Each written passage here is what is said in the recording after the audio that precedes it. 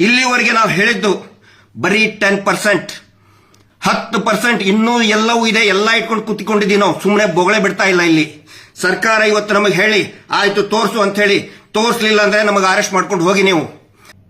ಇವರು ಮಾಡ್ತಾ ಇರೋ ಮೀಟರ್ ಬಡ್ಡಿ ದಂಧೆಯಿಂದ ಊರೂರಲ್ಲಿ ಹಣಗಳು ಬೀಳ್ತಾ ಇದೆ.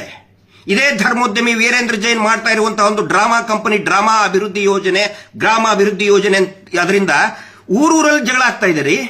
ಆತ್ಮಹತ್ಯೆ ಆಗಿದೆ. ಇಲ್ಲೇ ಚಿಕ್ಕಬಳ್ಳಾಪುರದಲ್ಲಿ ಒಬ್ಬ 2 ವರ್ಷದ ನವ ವಿವಾಹಿತೆ ಅರ್ಪಿತಾ ಅನ್ನೋಂಥವ್ರು ಊರಲ್ಲಿ ಹಾಕೊಂಡಿದ್ದಾರೆ. ಅದರ ಫೋಟೋ ಕೂಡ ಕಳಿಸಿದೀವಿ ನಾವು. ಯಾಕೆ ಅರೆಸ್ಟ್ ಮಾಡ್ತಾ ಇಲ್ಲ? ಯಾಕೆ ಅರೆಸ್ಟ್ ಮಾಡ್ತಾ ಇಲ್ಲ ಅವನ್ನ? ಯಾಕೆ ತನಿಖೆ ಆಗ್ತಾ ಇಲ್ಲ? ಕಾನೂನಿಗಿಂತ ದೊಡ್ಡವನ?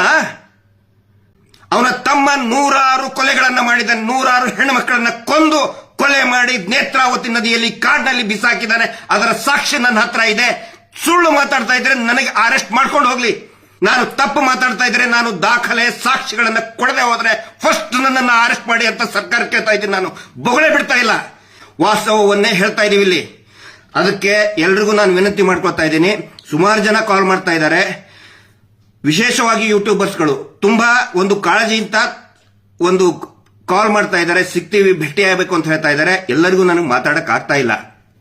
ಇನ್ನು ಸ್ವಲ್ಪ ಹೊತ್ತಿನಲ್ಲೇ ಸಮೀರ್ಗೆ ಬಳ್ಳಾರಿ ಕರ್ಕೊಂಡು ಹೋಗ್ಬೇಕು. ಇಲ್ಲಿ ನಮಗೆ ಮತ್ತೆ ಪೊಲೀಸರಿಗೆ ಯಾವುದೇ ಸಂಘರ್ಷ ಇಲ್ಲ. ಇವ್ರು ಏನ್ ಮಾಡ್ತಾ ಇದ್ದಾರೆ, ನಾವು ಪೊಲೀಸರ ಅಗೇನ್ಸ್ಟ್ ಮಾತಾಡಬೇಕು, ನಾವು ಆಂಟಿ ಪೊಲೀಸ್ ಅಂತ ತೋರಿಸಬೇಕು, ಆನಂತರ ನಾವು ಮೀಡಿಯಾ ವಿರುದ್ಧ ಮಾತಾಡಬೇಕು, ನಾವು ಮತ್ತೆ ಮೀಡಿಯಾ ಅಗೇನ್ಸ್ಟ್ ಅಂತ ತೋರಿಸಬೇಕು ಅನ್ನುವಂತಹ ಒಂದು ವಾತಾವರಣ ಸೃಷ್ಟಿ ಮಾಡ್ತಾ ಇದ್ದಾರೆ. ನಮಗೆ ಪೊಲೀಸರಿಗೆ ಯಾವುದೇ ಸಂಘರ್ಷ ಇಲ್ಲ. ನಮ್ಮ ಹೋರಾಟ ಪೊಲೀಸರ ವಿರುದ್ಧ ಇಲ್ಲ, ಅಥವಾ ಯಾವುದೇ ರಾಜಕೀಯ ಪಕ್ಷದ ಸಿದ್ಧಾಂತದ ವಿರುದ್ಧನೂ ಕೂಡ ಖಂಡಿತ ಇಲ್ಲ, ಮಾಧ್ಯಮಗಳ ವಿರುದ್ಧನೂ ಕೂಡ ಇಲ್ಲ. ಆದರೆ ಅನೇಕ ಜನ ಯೂಟ್ಯೂಬರ್ಸ್ಗಳು ಇವತ್ತು ಈ ಹೋರಾಟದ ಶಕ್ತಿಯಾಗಿ ಮುಂದೆ ನಿಂತ್ಕೊಂಡಿದ್ದಾರೆ. ಅವರೆಲ್ಲರಿಗೂ ನಾನು ಹೇಳ್ತಾ ಇದ್ದೀನಿ, ದಯವಿಟ್ಟು ಇನ್ನೂ ಹೆಚ್ಚಾಗಿ ಮಾತಾಡಿ, ಮತ್ತು ಪ್ರತಿಯೊಬ್ಬ ಜನಸಾಮಾನ್ಯನು ಕೂಡ ಮಾತಾಡಿ. ಇದು ಬರೀ ನಮ್ಮ ಪ್ರತಿಷ್ಠೆ ಅಲ್ಲ, ನಾವೇ ಮಾತಾಡಬೇಕಂತಿಲ್ಲ, ನಾವೇ ಮಾತಾಡ್ತಾ ಇದೀವಿ. ದಯವಿಟ್ಟು ಇನ್ನು ಮೇಲೆ ಪ್ರತಿಯೊಬ್ಬ ಜನಸಾಮಾನ್ಯನು ಕೂಡ ಪ್ರಶ್ನೆ ಕೇಳಿ, ಈ ವ್ಯವಸ್ಥೆಗೆ ಕೇಳಿ. ಸಮೀರ್ ಮೇಲೆ ಸೆಕ್ಷನ್ 299 BNS ಅರೆಸ್ಟ್ ಮಾಡೋ ಹಂಗೆ ಇಲ್ಲ, ಆದ್ರೂ ಕೂಡ ಬಂದ್ ಹೋಗಿ ಅಂತ ಇದ್ದಾರೆ. ನಾವು ಹೋಗ್ತೇವೆ. ಪೊಲೀಸರಿಗೆ ನಾನು ಮಾತು ಕೊಟ್ಟಿದ್ದೀನಿ, ಸಮೀರನ್ನು ನಾನು ಕರ್ಕೊಂಡು ಬಂದೇ ಬರ್ತೀನಿ. ಮತ್ತೆ ಪೊಲೀಸರು ಕೂಡ ತುಂಬಾ ಚೆನ್ನಾಗಿ ಸ್ಪಂದನೆ ಮಾಡಿದ್ದಾರೆ.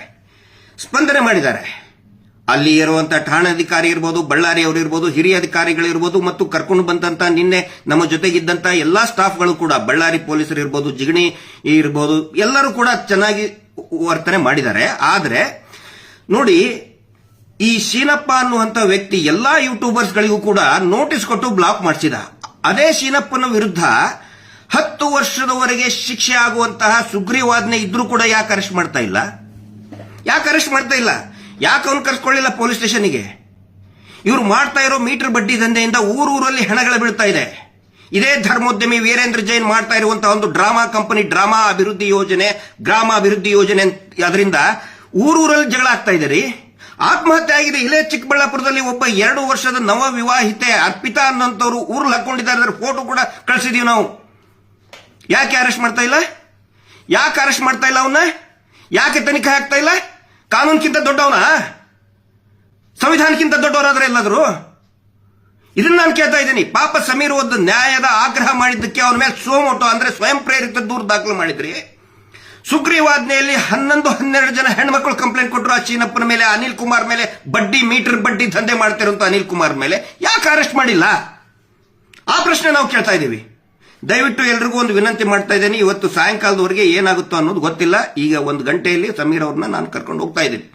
ಏನೇನು ಪ್ರಿಕಾಷನ್ ತಗೋಬೇಕು ಅದೆಲ್ಲಾ ಪ್ರಿಕಾಷನ್ಗಳನ್ನ, ಕಾನೂನಿನ ಪ್ರಿಕಾಷನ್ಗಳನ್ನ ನಾವು ತಗೊಳ್ತೀವಿ.